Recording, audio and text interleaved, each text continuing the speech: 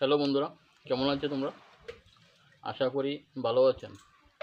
তোমাদের আশীর্বাদে আমি ভালো আছি। আমি তোমাদেরকে দেখাবো, আমার সামনে অনেকগুলো কাঁঠাল বিচি আছে। কাঁঠাল দানার মধ্যে স্পেশাল ভালো দানা আর কোনটি খারাপ দানা আমি আজকে এটা সম্বন্ধে বলবো।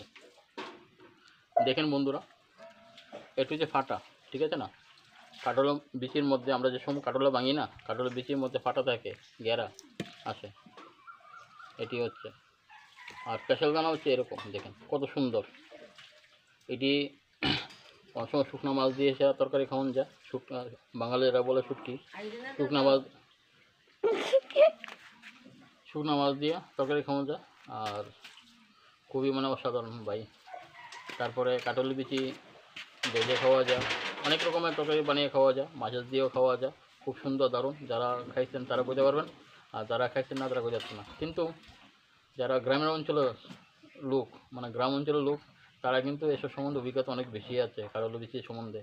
আর যারা শহরে থাকেন তারা কিন্তু কাঠলি পানা তো বিচি কোথা থেকে পাবে, ঠিক আছে না? তো আমি খারাপ আর ভালোর মধ্যে পার্থক্যটা আমি দেখালাম তোমাদেরকে। তোমরা দেখে যদি আমার ভিডিওটা ভালো লাগে অবশ্যই লাইক কমেন্ট শেয়ার করবেন। আর যারা নতুন দেখছেন আমার ভিডিওটা ফলো করে পাশে থাকবেন। তো আজকে এই পর্যন্ত, সবাই ভালো থাকবেন। Good evening.